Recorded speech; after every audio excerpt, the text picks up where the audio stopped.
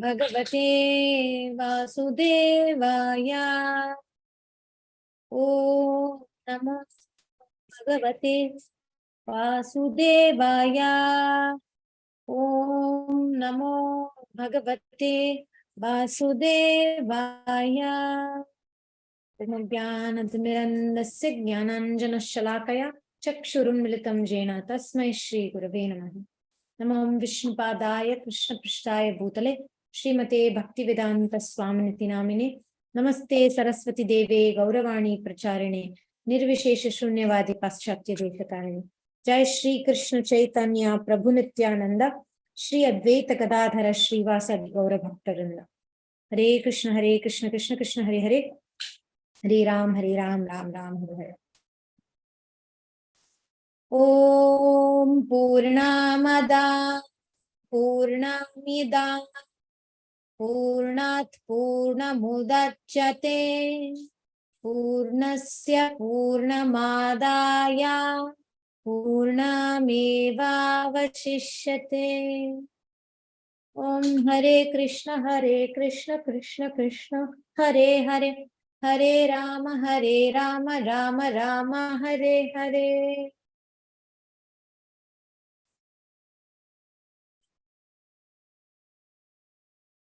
We're going a little Bhagavad Gita basics. And there are 3 characters in the bad example category of what happens if you don't make peace with your life. And then there are 3 examples of good examples of how you can make peace with your life. And what happens if we allow Krishna's plan to prevail? And what happens if we stop fighting the wrong fight? See, the matter of fact is that we are all in this war field. There is an inner Kurukshetra war going on in everyone's heart. And there are some things that we need to make peace in our life with, and there are some things that we cannot make peace with and we need to fight. So how do we choose the right battles? So today's topic will be that. How do we choose the right battles? And I'm going to give you 3 examples. Let's start with the bad examples of how not to fight your battles. So first is Kamsa. Kamsa was very determined to kill Devaki's children. Initially, he was, oh, I'm not going to kill your first child because the first child is not my enemy, is not going to kill me. It's okay. But then he changes his mind. No, what if the first child is the 8th child and the 8th child is the first child? What is the first flower of the petal is the first and this 8th petal is the 8th? He just gets completely bewildered, unsteady mind. As Vasudeva says, non-devotees have an unsteady mind and devotees have a steady mind. Non-devotees tend to make decisions, non-devotional side of us, we can say, makes decisions based on what makes us feel good, what makes us feel secure. But a devotee mind it's fixed. It's concentrating on sadhana. What is sadhana? Sadhana means consistency, discipline. So in case of Kamsa, bad example, unsteady mind. Even after Durga Devi appeared, which was completely against his expectations, right? He didn't expect that. And as he was killing the babies left and right, like as if it was just a fly, at one point he just throws the baby and he expects that the baby will smash the ground and blood will splash and will be the end of life. But that's not what happens. This baby flies up in the sky and now expands her arms and shows the Durga Rupa, right? She becomes ferocious. There's this verse, Durga Durgaye Maha Dufta Jana Samhare Durgantargata Durge Durlabhe Sulabhe Durgama Vagide Ninna Mahime Bamma Bargadi Gali Galla Gunisidaru. So she started to show all her ayudas, all her weapons, and she started to see how she can cause destruction. And in such the presence of such a divine personality like Durga Devi, Kamsa notices her, immediately has a change of heart. He begs mercy, he begs pardon, he falls at the feet and says, I'm so sorry, right? And then we all know what happened after that. So unsteady mind. He could not make peace with the fact that there is a destiny coming. He could not make peace with the fact that people will have what they will have. Devaki will have her children, and Krishna, or whoever, he didn't know that was Krishna back then. He couldn't make peace. And the second example I have is more, I'm going by categories, okay? Now, there is like, you can fight the right battles in Sattvagun, Rajagun, and Tamagun. And Kamsa is the example of complete Tamagun. He wanted to immediately kill innocent babies, and he couldn't care less about his sister, his own family. He didn't care about his nephews, nothing. So there was an atrocity to the height that he just wanted everything to be destroyed in the moment, like finish it. Because he was not only self-absorbed, but he was very destructive.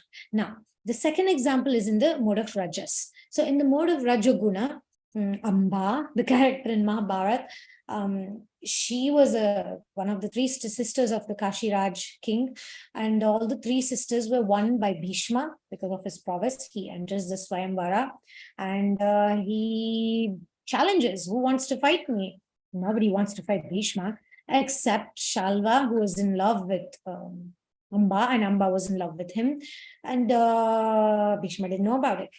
So when Amba had all her dreams, all her hopes set on marrying Shalva, Prince Shalva, he's the Samudradesh prince. So her mind was set that she was going to marry Shalva, but things didn't go her way.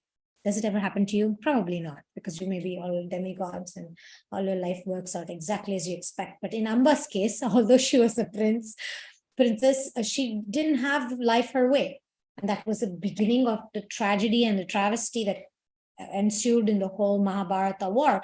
She couldn't make peace with the fact that Bhishma came and stopped that marriage from happening for her. And then Shalva didn't accept her, even though Bhishma sent her to Shalva and said, oh, I'm sorry, I didn't know you were in love with somebody else, please go.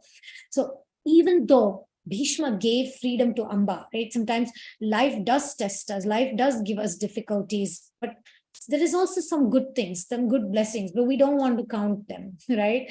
We only want to blame others. We want to complain about what we don't have. So what Amba did is a very good example of picking the wrong battles. Because in the mode of passion, we get very agitated that somebody is not behaving the way I want.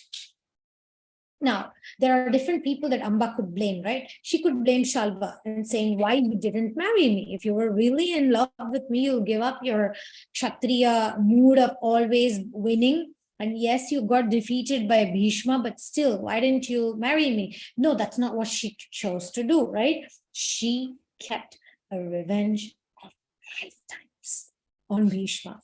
She said, I want Bhishma to be destroyed because he destroyed my happiness. She went to great lengths, total passion, okay?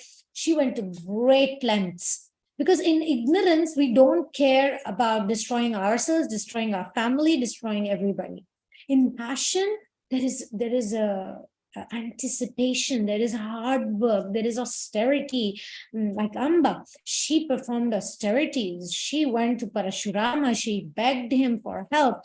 She was willing to go to every king. She was willing to go to every king in the whole of the India to ask help to fight Bhishma. She was very, very determined in her efforts. And when that determination failed, and when Lord Shiva appears after all her difficult austerities, and Lord Shiva says, look, I can't support a hina manobhava such as revenge. It's like, I can't support such a low class ambition to take revenge. I mean, on that too, on Bhishma, he's Mahajan. In Srimad Bhagavatam, there are the Mahajans, and Bhishma is one of the 11 Mahajans. And so Lord Shiva does not support Amba's determination, that passionate way of not making peace with your life, but to fight, to pick a battle of destroying a warrior like Bhishma. And she said, fine, if I can't achieve it in this life, I'll take another lifetime, but I want my ambition to be fulfilled. I want to take this revenge. So she dies and she's born again with the same revengeful attitude. the same passion. She becomes the commander of in chief for Drupada's army, who's her father. Drupada is another enemy of Bhishma, who did a lot of austerities in the mode of passion to gain a child which will kill Bhishma. So there is a lot of, when we don't make peace with our life, and we are complaining and nagging and criticizing, we will find somebody else also. Let's say we have a problem with ISKCON. Oh, ISKCON is not good. Oh, ISKCON gurus are like that. Oh, ISKCON temples are like that. Oh, there's so much politics in ISKCON. If we don't make peace with what ISKCON is and what our leaders are and what we are, what can I do about it? And if we don't think in Sattva-guna, we'll find another person in the mode of passion and ignorance. And together we can sit and criticize and offend and blame others. And, we'll find people like that. So similarly, see, Amba found Drupada, who also had a enmity towards Bhishma.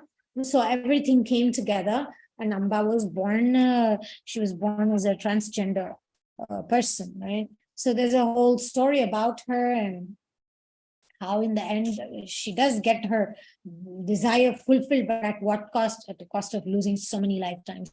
So sometimes we may have a revengeful attitude. So the lesson we can learn from Amba is that sometimes our karma doesn't support us to be in relationships with people that we want to be in. Sometimes our karma doesn't support us to teach a lesson to somebody that may not be our circle of influence. And how we deal with that can be in Sattva, Rajas, and Tamas.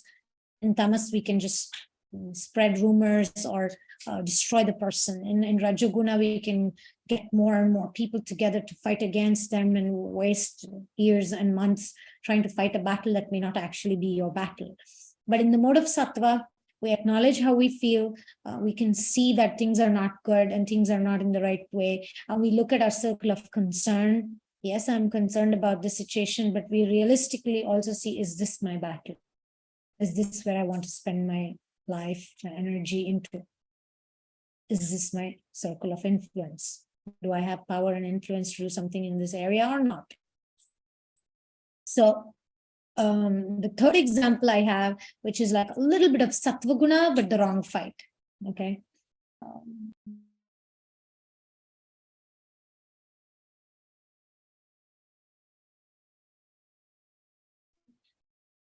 Okay. Karna is another example of not accepting his karma. Karna not accepting his karma. First of all, he didn't accept the fact that he's born to a chariot driver's family, and he should make peace with that, but he didn't want to make peace with that. So he kept pursuing his passion for archery, and he continued to want to fight a battle of becoming a warrior. Okay, it's kind of like fair enough. It's his nature, and his blood was Kshatriya, right? The second thing he couldn't make peace with was he couldn't make peace with the fact that Pandavas were good and Kauravas were bad. But because he was indebted to Duryodhana for giving him a chance, even though it's sattvic to be loyal, but who are you being loyal to?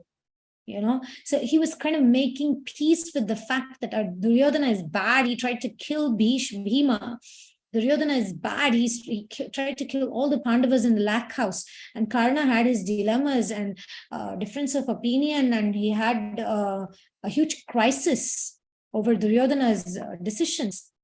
Yet Karna kept making peace with the wrong things. He kept making peace with the fact that he is supporting the bad king, Duryodhana, and he did not make peace with the fact that the Pandavas were more of his like-minded nature, which is righteousness, because Karna was a righteous person. He was a loyal person. He was a very dedicated person. Yet he could not make peace that fact. Why? Because there's another reason again, like Arjuna was a really great warrior. I don't know, almost, let's put it that way, he almost equal to Karna or even better. But Karna could never make peace with that. And in fact, he was a brother, but he didn't know about it, but still he could not make peace with that fact. So these are the three powerful examples. Okay, from Kamsa, what we can learn is we need to steady our mind. Otherwise, we'll destroy relationships, we'll destroy our career, we will destroy our service, we'll destroy any possibility of spiritual progress. We shouldn't offend people. We shouldn't keep changing our mind. We should stick to our business. Mind your own business. Do your own dharma. Then Amba is in the mode of passion. She wanted revenge. So revenge is not a very useful thing for anybody. So don't be revengeful. Okay, basic.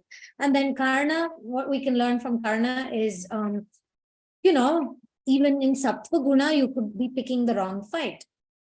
So be careful in how you choose your fight. Now, I want to give you obviously, I want to also share. Any questions so far, any of you? Because we are like in the intermission now, break. And then I have the good examples of what does it mean to make peace? Because so far I told you what happens if you don't make peace, or the examples of those who didn't make peace. Any questions? Thank you, Sarva Mangala. Welcome, Rukmini Priya. Welcome, Khushbu. Hari Bol Sudevi. Nice to see you. Hare Krishna, Mataji. Hare Krishna, Mataji. Just one quick reflection. I was appreciating how you're explaining, to pick our battles. And, is this where, we really want to spend, our energy, is this the battle I want to fight, So yeah, that's a really good point.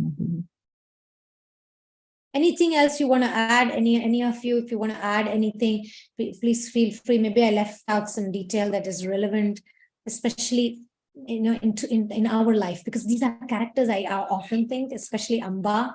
I keep thinking, with the character that she had, fiery character, ambitious, powerful, sharp, intelligent, beautiful, influential, right?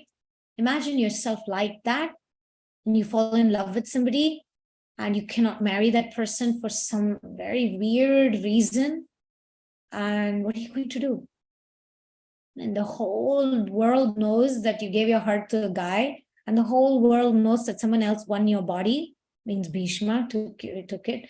And probably it was very difficult for her to find another husband because nobody will accept her. I mean, back in those days, right? Today, we're not talking about New York, 2023, where girls change boyfriends every 3 hours.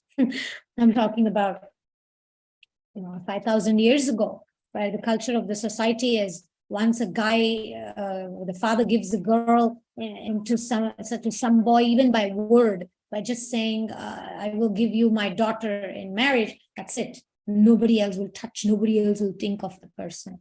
At the same time, I was also thinking, the same 5,000 years ago, Krishna, he actually rescued Narakasura's princesses. And they were tortured and raped by Narakasura. And nobody, there was no chance of any other prince marrying them, right? But he married all of them. Krishna rescued all those princesses.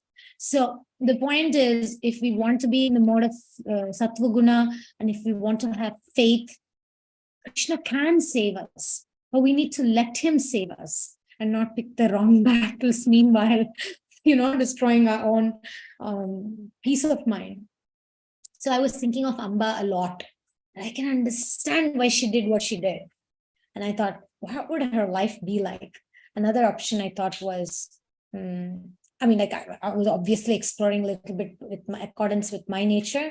I definitely have the fiery side to me, but I also have a little bit of that side of me, which I want determination by tapasya and puja. So I was thinking, if my dad was a king and he had like kingdoms and villages and whatnot, he could provide for me for the rest of my life that I can have a little ashram, a few girls, and where we do puja and we do austerities, we chant, we do puja, whatever, maybe Lord Shiva, maybe Vishnu, we do chants, we do mantras, if I had that facility, it would be nothing for my father, in the flick of his finger, to give a village of all women chanting mantras, all all women who are rejected by society or widows or whatever, like I was exploring different options of, it's not true that Amba didn't have any choice.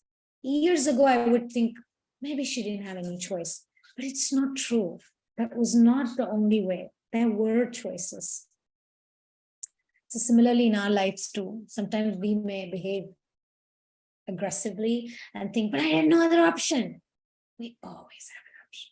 We always have an option to pause, take shelter of the holy name. We always have an option. Okay, second part, okay? This is the more Satvaguna part. So even in the second part, there are 3 categories, and those 3 categories are Kunti, Draupadi, and the gopis. So the hierarchy and the level with which they surrendered and the opposing party was so different in each of their cases. In Kunti's case, the opposing party was Kauravas. Yes, family. Yes, extension of the family. When Pandu dies, they were having a peaceful life in the forest, and the Pandavas were growing up in harmony. They were learning ethics, they were learning morality, and they were building their character. They had that foundation. And then when Pandu dies, and Madri also dies with Pandu, Kunti comes with the 5 Pandavas to Hastinapur.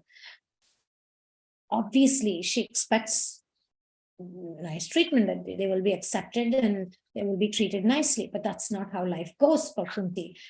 Kunti's life has always been so austere. First, she goes away and lives with a stepfather, okay, and then she gets a baby as a virgin girl. She ends up having a baby with Surya Narayana, and then she has to float that baby on the river in a basket to avoid humiliation and humiliation and what else? Trouble for her father and the kingdom. And then right after that, she gets married, and very soon the Pandu gets a co-wife. Okay, still, let's make peace with that. And then the Pandu gets cursed. They don't even conceive a child. Oh my God, can you imagine? Oh, okay, I'm going to try to make peace with that. And then she expresses her boon to Pandu. And Pandu is very ambitious, of course. He says, let's have children. One after another. They call out Yamaraj, and then they get Yudhishthir Maharaj. They call Vayu, they get Bhima. They call Indra, they get Arjuna. Kunti is like, let me make peace with the fact that I've just had 3 children from 3 different men. Okay, let me make peace with that. Pandu is like, no, we need to have more children. And Kunti goes, oh my God. So Kunti's life has always been austere. For us, we may fantasize the idea, wow, you can call Surya Narayan and have a boy, have a son. Oh, I can call Indra and have a son. But it's quite a thing for a woman. I was just, there's a parody. One of my friends made like a parody, devotee friend made a parody video about if Kunti was to come and live in Mayapur Dham, she would not get permission whatsoever, because she was married and her husband is dead. Okay, that's fine. But she has 5 children, and the husband who died is not the father of the 5 children. She had children with 5 different people. Okay, like in modern day situation, Kunti will never be accepted to live in any Hare Krishna community. Okay, so I'm just saying, if you look at it from a point of view of a feminine point of view of what does it mean to accept a husband, what does it mean to have a family with the husband, what does it mean to have a child, it's not a very pleasant life to live. So okay, let's say Kunti is trying to make peace with that, and the co-wife wants the child as well. So she sacrifices the mantra, teaches the mantra to very too much. So she makes peace with the fact that the co-wife also needs, you can use a cloth, then it will not make sound. You use that.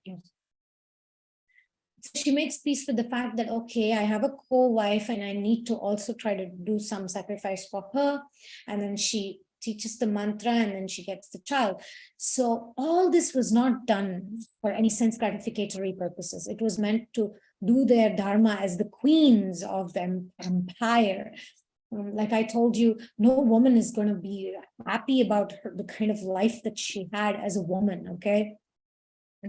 But it was her duty and dharma to somehow or another invoke demigods to send great souls who could rule earth, the great souls who can actually protect the kingdom and the people, right? So making peace for a higher cause is what we can learn from Kunti. Even though Kauravas were the enemies, which were in the family itself, right?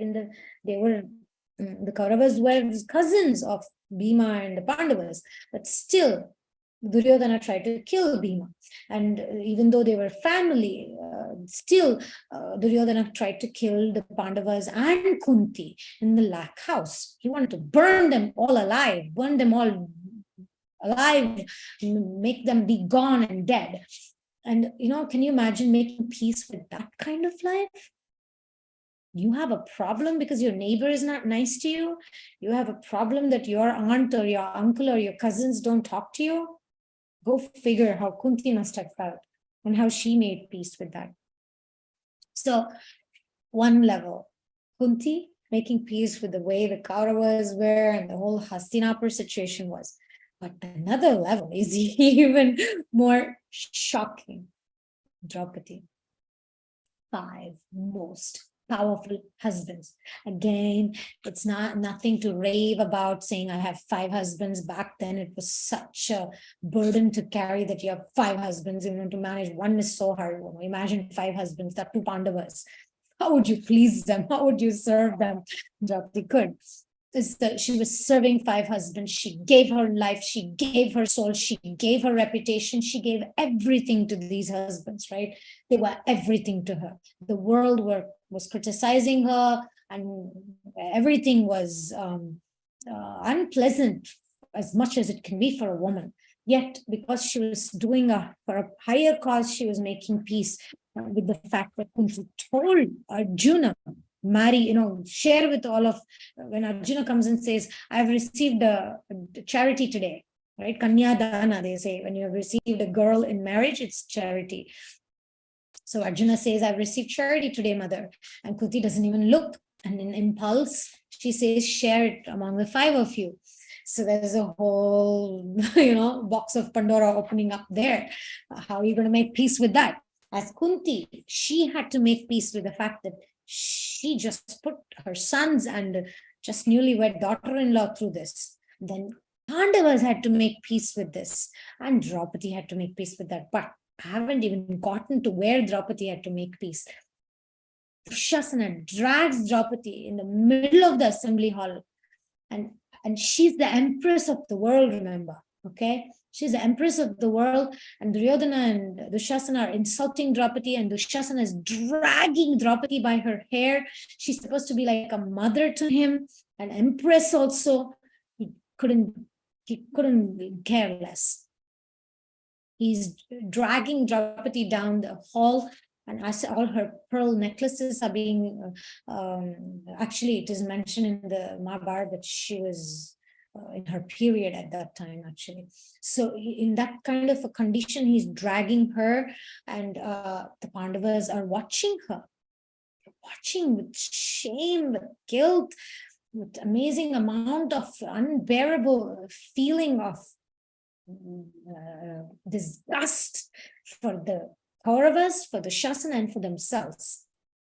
I mean, about themselves, that Bhima, he could just with a nail, he can scratch and bring down the whole courthouse.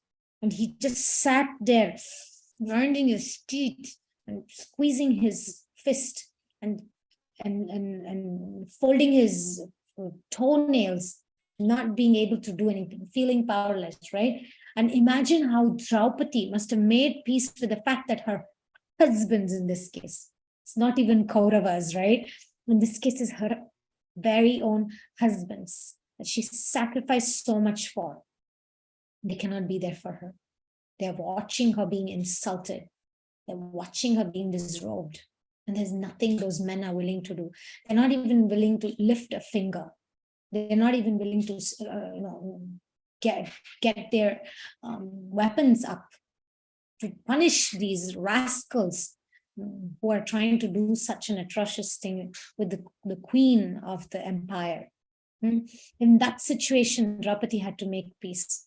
And Draupadi had to make peace in such a way that after this incident, she actually wanted to she was done with it, right? She was like, you guys are, imagine 5 husbands, you guys are useless for me. You couldn't even protect me, I'm sorry.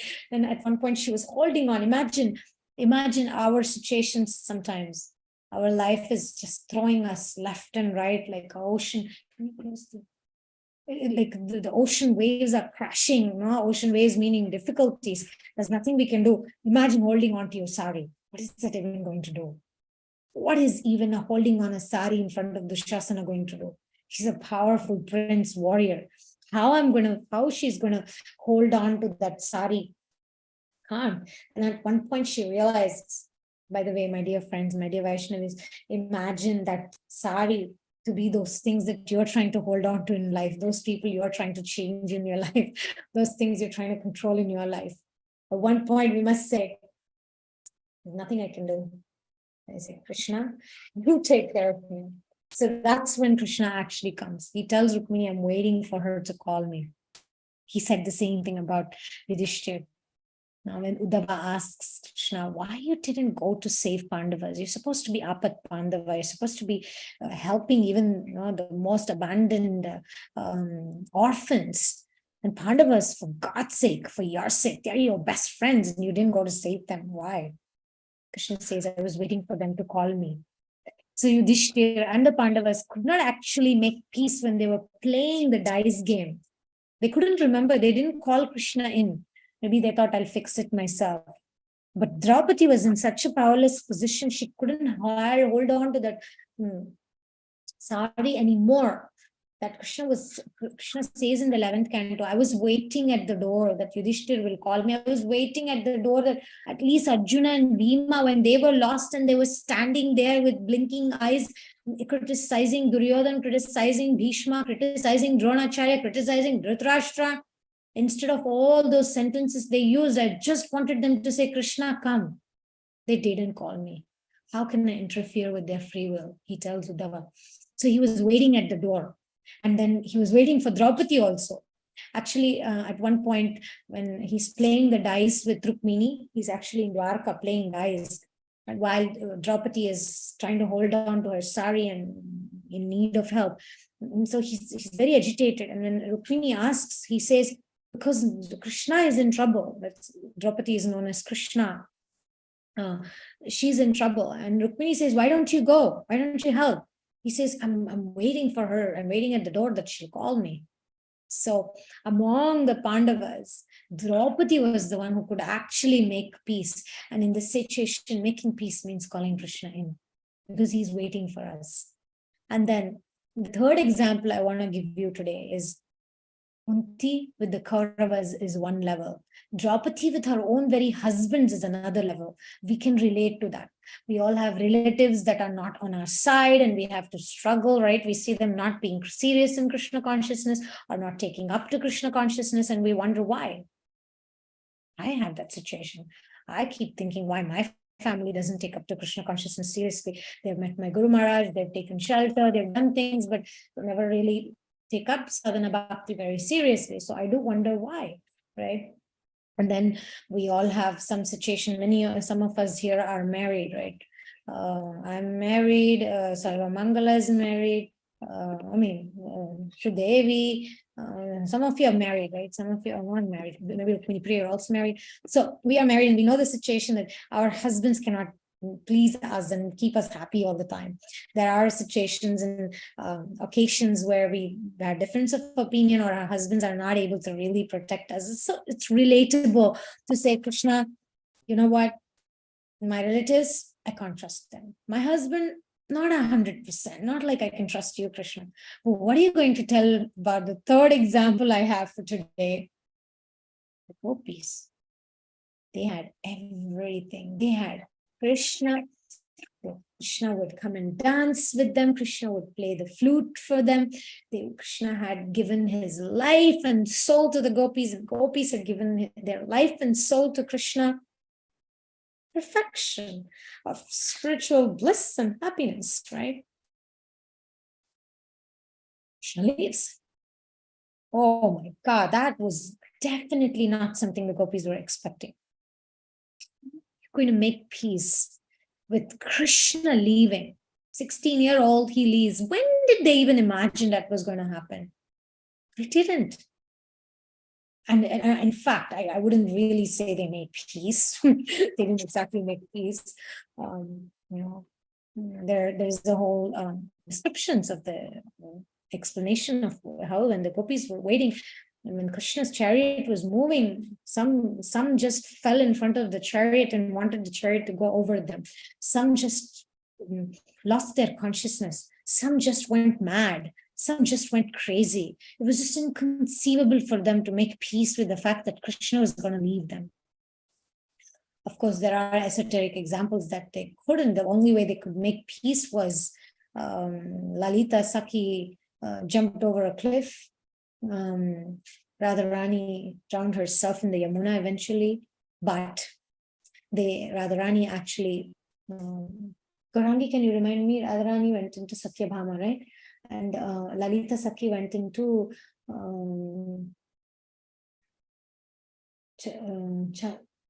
Chandravali went into Rukmini.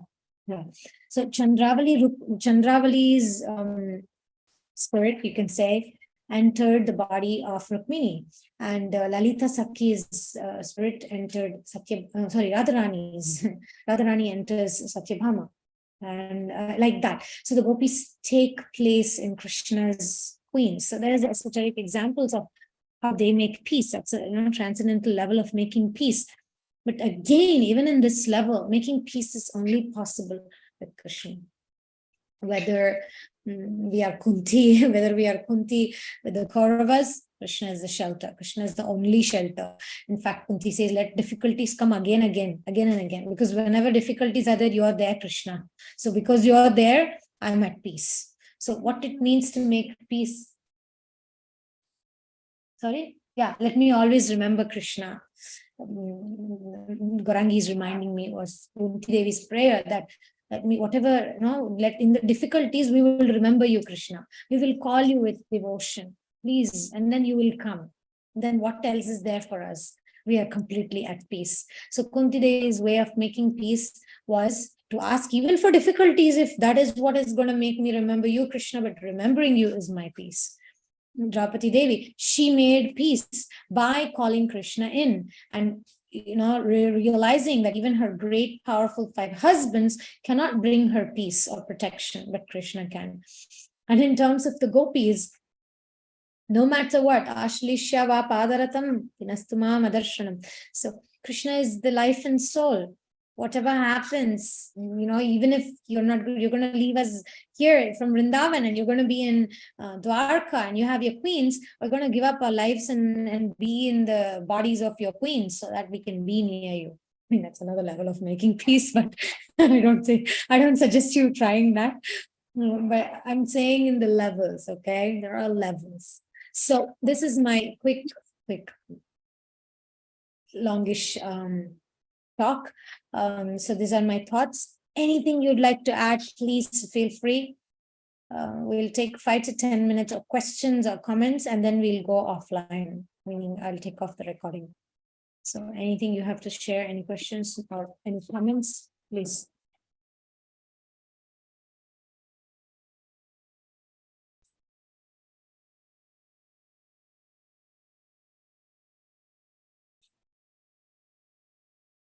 So Mataji, is it stated in the Shastras that Draupadi was a very strong person, but you mentioned that she was the only one that could make peace and calling Krishna. So is it just her own inner strength, or do you think Krishna is helping her along the way for her to be able to to call on him? So there are 2 references. One is Srimad Bhagavatam, first canto, where Srila Prabhupada in the purport explains about Draupadi. There are different episodes, what happens that represents Draupadi's ability of being a devotee. She's very compassionate. When Ashwatthama gets caught after killing the Upa Pandavas. Draupadi's children are just dead. And Bhima and Arjuna catch Ashwatthama, right there, and about to kill him. And that time, very nicely, Prabhupada explains that for a devotee, it's very necessary to have compassionate heart. And Draupadi had, and that's why she was very dear to Krishna. So here we're talking about Draupadi who was not only exalted in many, many ways, but she was very dear to Krishna as a friend for a long time. So in fact, they even have a same name, Krishna. She was also known as Krishna. On top of that, when Dushasana's episode happens, Krishna tells Draupadi that if you want to bring justice, you need to forgive first. And she's unable to first forgive Duryodhana for all this, right? After this episode of disrobing, trying to disrobe her happens. But she finally, she only makes peace because of Krishna. None of the husbands are able to pacify her. She gets into, and they are immediately about to leave because they are supposed to go to the forest. And can you imagine the state of mind that Draupadi must have had? But definitely she's not only strong-minded, but she got pacified by what Krishna tells her. And Krishna tells her, you need to bring justice to the kingdom.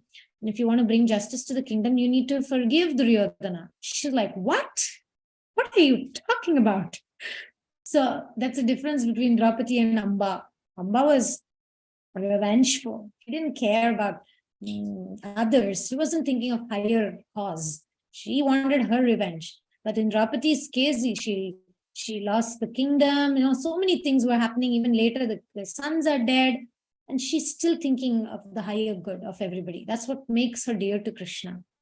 And Prabhupada says that in the first canto. And in the 11th canto, Krishna tells Uddhava, if you're asking for a Shastric reference, Krishna tells Uddhava about how he was waiting at the door and Yudhishthira didn't call him, Bhima didn't call him, Arjuna didn't call him. None of the Pandavas called Krishna in. They never said. And I love that. I love that conversation, especially this part. It's like a comedy. I would like to see this being made as a movie. Krishna tells Uddhava, imagine if Yudhishthira called me in time, and instead of him playing the dice, I was asked to play the dice just as Shakuni was asked by Duryodhana to play. And Uddhava looks at Krishna and Krishna tells Uddhava, imagine me playing against Shakuni. Krishna says. So the point was Krishna was waiting that Yudhishthira will call him. It's 11th canto, beautiful. I love that section in the 11th canto. Because Uddhava has a lot of questions. He says, how could you do this to Pandavas? Why you didn't interfere in the game? Why you didn't make Pandavas win the dice game? He's asking all these questions. And Krishna is saying, they are my friends. I'm not going to do something unless they really want me to.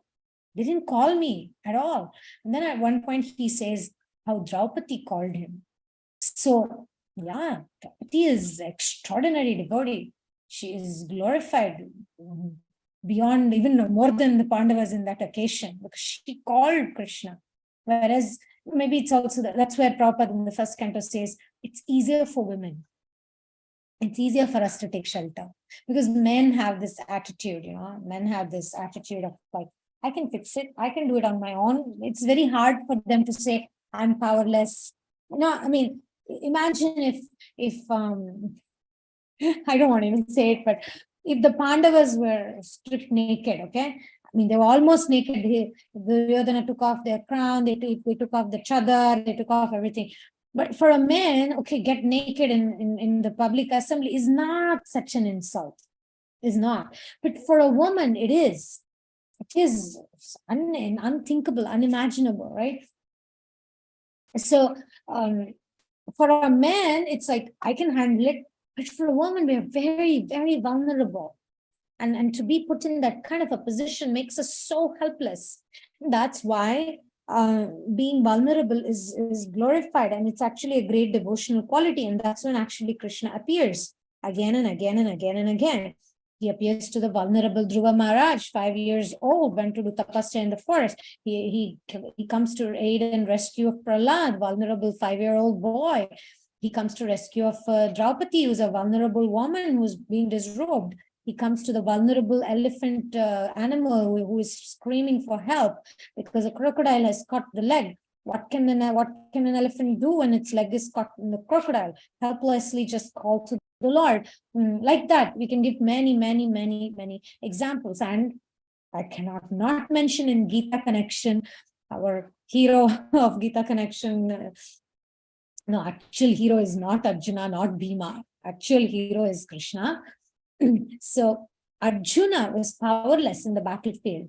Bhagavad Gita was not spoken to Bhima, it was not spoken to Bhishma, it was not spoken to Yudhishthir. Bhagavad Gita was spoken to Arjuna. Why? The qualification was vulnerability. He was in an emotionally vulnerable situation.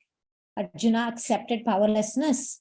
He accepted that there is nothing I can do. I can't figure this out. Krishna, please help me. Only and only if we get to that point will Krishna interfere with us. Otherwise, Krishna is not going to interfere with us. So all these examples of Ajamil also helplessly calling out who? Exactly. Yeah, exactly. Gaurangi is saying that only when Arjuna started to say Karpanya dosho pahata swabhavaha prachami tvam dharma sammuda chetah yacheyasyam nishchitam bruhi tanme shishyasteham sadimam tvam prapannam. Only after Arjuna speaks this verse, he says, Karpanya dosho pahata swabhava, chamitvam dharma sammuda cheta. He's completely expressing his powerlessness. He's like, a complete sense of, I have no control, Krishna.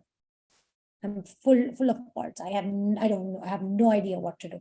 And then finally he says, I'm your shishya, I'm your disciple. Please, I'm your servant. I'm going to do what you want. Only when we are like completely say, Krishna, I have no other options left. You are my shelter. No more holding on to the sari. I said, Krishna, I can't do this anymore. Then Krishna appears. Then Krishna will interfere in our life.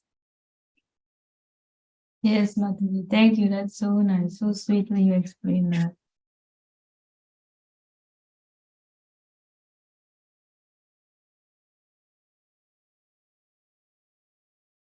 Any other questions, comments, realizations?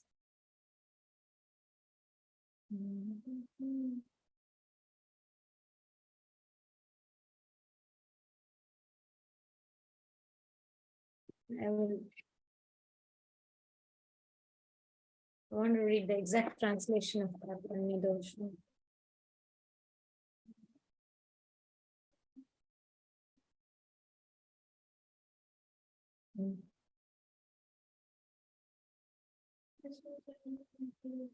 Also, Karpanya proper translates that as miserly. Don't I can miserly. Yes.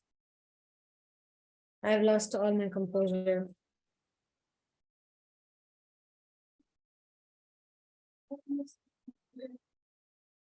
Now I'm your servant. Please instruct me. Gaurangi has memorized the translation. So she's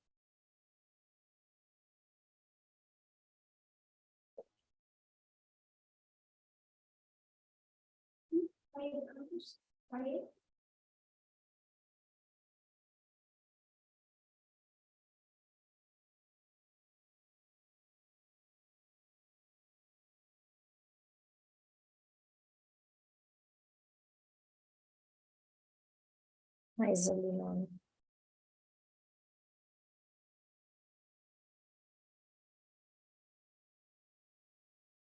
So if somebody likes to read it, this purport is very nice. It's a lecture, sorry, not a purport. Can I have a volunteer to read this? And then after this reading, we'll end. If somebody can read this loud and clear. I can try, Mataji. Okay. So from the beginning? Yeah. Karpanya dosa means a miserly man, Lecture on Bhagavad Gita 2.7 through 11, New York, March 2nd, 1966. Karpanya dosa means a miserly man. He was conscious of the fact that he was a great hero. He was a great fighter. and at the same time, the enemies were there. So his actual duty was to fight with the enemy. They were offering fight. For a Kshatriya, there are some obligations. If someone challenges that, I want to fight with you, a Kshatriya cannot deny. If somebody challenges, yes, I want to bet with you, gambling, a Kshatriya cannot deny. And for that reason, the Pandavas lost their kingdom. The other side, his cousins, offered them that, all right, let us come to betting. So betting, the bid was they offered the kingdom. Now, if you, I mean to say defeated, if you are defeated, then you lose your kingdom. So they lost their kingdom. Then the next offer was that if you are defeated, you lost your wife. So they lost their wife.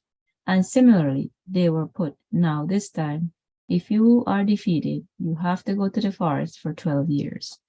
So there was a great plan behind them, and the Pandavas were defeated in so many ways, and they were harassed, embarrassed for not less than 20 years. And now they were to fight face to face. Now he is not prepared to fight. That means he has become miserly, he is deviating from his duty now. So he is conscious that practically I am deviating from my duty, karpanya dosa. This is my miserly behavior, dosa. Dosa means it is a fault on my part. I should not have deviated from this fighting, but my sentiment does not allow me to fight with my kinsmen. So here is a perplexity. So karpanya dosa, so dosa pata swabhava, dharma samuda chita, Bhagavad Gita 2.7. Not only am I miserable, but I am deviating from my duty, dharma. This dharma means, according to different positions, just like Brahmana, the intellectual society, the Kshatriyas, the administrator society, the Vaishyas, the mercantile society, and the Sudras. Sudras means the labor class. So these four divisions are always. You can name in a different way. That doesn't matter. But in every society, and for all the time, these divisions are there. So according to Vedic system, this system is absorbed by generation. So he was a Kshatriya. Now Kshatriya's duty was to fight with the enemy, and he was not executing that. I mean to say injunction. Therefore, he is conscious that dharma samuda cetara. 2.7 Bhagavad Gita. Oh, I am deviating from my religion also. It is duty of Kshatriya. No. So I am now perplexed. So yachaya sayan nishchitam. Now, you should kindly, definitely say, now, here is a position. I do not understand what is to be done. You kindly. Yachaya sayan nishchitam. Nishchitam means definitely what is right. Bruhi tanme. Now Krishna can say, well, I have already saying to you that you should fight, but you're not carrying out the order. So he says that sisyasteham sadi mam tvam prapapanam. So he accepted that. All right, whatever we have done so far, let us forget that. Now I accept you as my spiritual master, not my friend. Right. Perfect. Thank you so much, Shukmini Priya. So many beautiful points here. Okay, so this point, like here, I will highlight this one. I have already saying that you should fight, right? We should fight. That we have to pick a fight. We can't run away from the fight. But why don't we fight in Krishna consciousness? Why don't we fight for keeping our sadhana? Why don't we fight for the right cause, right? Because the fighting spirit cannot be sacrificed. And it's all right, whatever argument says here, or whatever arguments we have done so far, let us forget that, right? So Arjuna is like, okay, my fight is with my mind. The actual Mahabharata, mini Mahabharata war is happening inside your mind, where there is like I want to do this, I don't want to do this. So there's a constant battle. And there's a good dog and the bad dog. Who are you going to feed? And also the Prabhupada says here, so the point is dharma, okay? The point is not our feeling. It doesn't matter how we feel. The point is to do our dharma. That is what will really bring us peace. The peace is not going to come any other way. Only by accepting Krishna as the master and by performing our dharma, we will get peace. There's no other way to get peace of mind. We can't make peace with our life unless we say, Krishna, you are my guide. You have a plan for me. I trust you. There's no other way.